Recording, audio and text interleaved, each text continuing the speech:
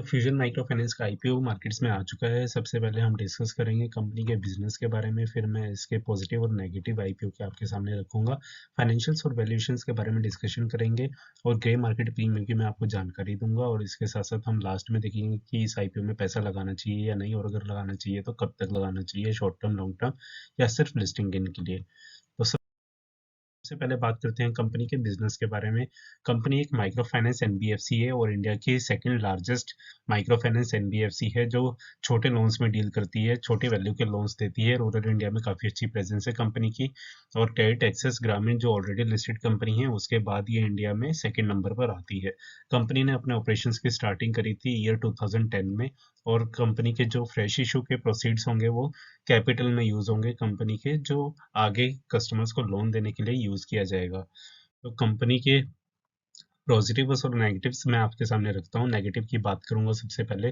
Company की valuations जो है आईपीओ की बहुत ही ज़्यादा हैं, इसीलिए काफ़ी बड़ा नेगेटिव है कंपनी के लिए। सेकंड है अनस्टेबल प्रॉफिट अर्निंग्स। कंपनी की अर्निंग्स बिल्कुल भी स्टेबल नहीं है, और प्रॉफिट की जानकारी मैं आपको आगे चल के दूंगा। और थर्ड है हाईली कॉम्पिटिटिव बिजनेस में ये है। अभी बहुत सारी माइक्रो फाइनेंस कंपनीज जो हैं इस बिजनेस में घुसने लगी हैं, छोटे टिकट साइज के लोन ये देने लगी हैं। पॉजिटिव की बात करते हैं। सबसे पहले ये कि ये बहुत ही ग्रोइंग बिजनेस है। रूरल इंडिया में इसकी पेनिट्रेशन बहुत ही कम है, तो ग्रोथ अपॉर्चुनिटीज काफ़ी अच्छी हैं बिजनेस के लिए। कंपनी की ऑलरेडी प्रेजेंस है 19 स्टेट्स में इंडिया में, तो ये काफ़ी अच्छा इनके लिए है। फ्यूचरिस्टिक ग्रोथ ही इसको यहाँ से मिल सकती है। थर्ड जो है, इनके रेवेन्यू की कॉन्स्टेंटली ग्रोथ हो रही है, और कंसिस्टेंट ग्रोथ की वजह से ये रिच वैल्यूएशंस भी डिमांड कर रहे हैं। अब मैं आपके सामने रखूंगा कंपनी के फाइनेंशियल स्नैपशॉट। फाइनेंशियल फिगर्स मैंने यहाँ पर आपके सामने प्रेजेंट करी हैं। 3 सालों की फाइनेंशियल ईयर की ये फिगर्स हैं। ये करोड्स में सारी फिगर्स मैंने आपके सामने रखी हैं एक्सेप्ट ईपीएस। तो रेवेन्यू देखें, 730 करोड़ का था फाइनेंशियल ईयर 2019-2020 में, और 70 करोड़ का प्रॉफिट था। इनका रेवेन्यू बढ़ा नेक्स्ट ईयर में 873 करोड़ हुआ, और प्रॉफिट जो है रिड्यूस हुआ। और उसके बाद 31 मार्च 2022 जो रिसेंटली एंडेड फाइनेंशियल ईयर है उसमें 1201 करोड़ का रेवेन्यू और 22 करोड़ का प्रॉफिट। तो प्रॉफिट आप देखेंगे कि लगातार इनका घटता जा रहा है, और इसका रीजन ये है कि कंपनी के पास जो लोन था, जो कंपनी ने लोन ले रखा था पीछे से बैंक से, तो उसके रेट्स काफी बढ़ते गए, और इस वजह से इनके जो है प्रॉफिट्स डाउन आते गए। अब जो है ऑपरेटिंग रिवेन्यू आप देख सकते हैं कि काफ़ी अच्छे ग्रो कर रहे हैं कंपनी के। ईपीएस क्योंकि प्रॉफिट ग्रो नहीं कर पाया, तो ईपीएस सालाना सालाना दर पे ये घटता जा रहा है। रिवेन्यू के सीएजीआर की बात करें तो 28% से इनके रेवेन्यू की ग्रोथ हो रही है हर साल, तो ये काफ़ी पॉजिटिव है, काफ़ी अच्छा है कंपनी के लिए। अगर मैं बात करूँ आपके सामने, कंपनी के क्वार्टरली रिजल्ट्स मैं आपके सामने रखता हूँ, जो कि रिसेंट क्वार्टर के कंपनी ने रिजल्ट्स रिपोर्ट करे थे 30 जून 2022 के, और उसके कंपैरिजन में मैंने आपके सामने 30 जून 2021 के रिजल्ट्स भी रखे हैं।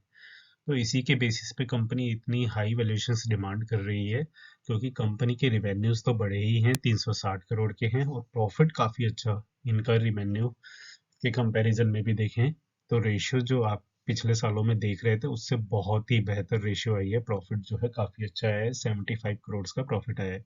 ईपीएस इसी क्वार्टर में सबसे ज़्यादा आया है 9 का। आप देखें कि पिछले फाइनेंशियल ईयर की जो मैंने आपके सामने फिगर्स रखी थी, तो पूरे फाइनेंशियल ईयर्स में भी इनका इतना ज़्यादा ईपीएस नहीं कर पा रहे थे ये, लेकिन इन्होंने ये एक ही क्वार्टर में करके दिखाया है।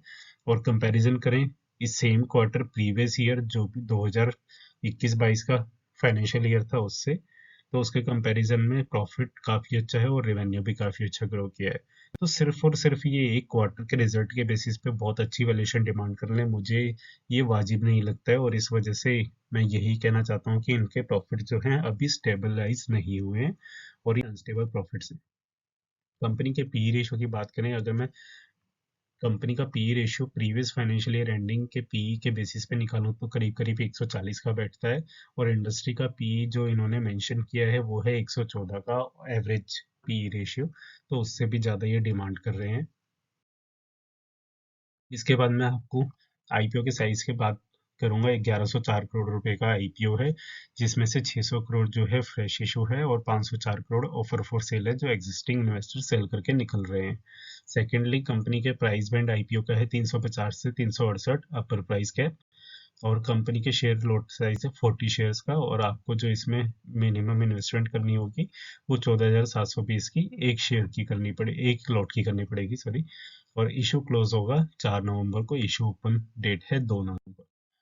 ग्रे मार्केट प्रीमियम की बात करूं तो ग्रे मार्केट प्रीमियम है 37 रुपीज का, जो आज की डेट में चल रहा है, जो कि सिर्फ 10% है इनके अपर ब्रैकेट का। तो मुझे नहीं लगता कि ये कंपनी आपको बहुत ज़्यादा लिस्टिंग गेन बना के देगी। मेरी इस पे न्यूट्रल रेटिंग है, ये डिपेंड करेगा मार्केट किस डायरेक्शन में जाती है। अगर मार्केट बहुत ही अच्छा काम करेगी और मार्केट अपने न्यू हाइज बना रही होगी इसके आईपीओ की लिस्टिंग के टाइम पर, तो आपको हो सकता है कि 10 से 15% ये कंपनी बनाकर दे दे। बट हमारा जो मोटिव होता है वो लॉस को अवॉइड करना होता है आईपीओज में, तो मैं यहाँ पर आपको यही रिकमेंड करूंगा कि आप इस आईपीओ में पैसा ना लगाएं। और भी आईपीओज आ रहे हैं इसी डेट के आसपास, तो आप उसमें पैसा लगाकर अच्छा गेन्स बना सकते हैं।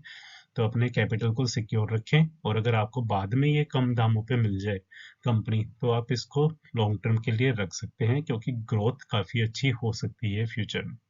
अगर आपको ये वीडियो पसंद आई हो तो प्लीज़ लाइक करें।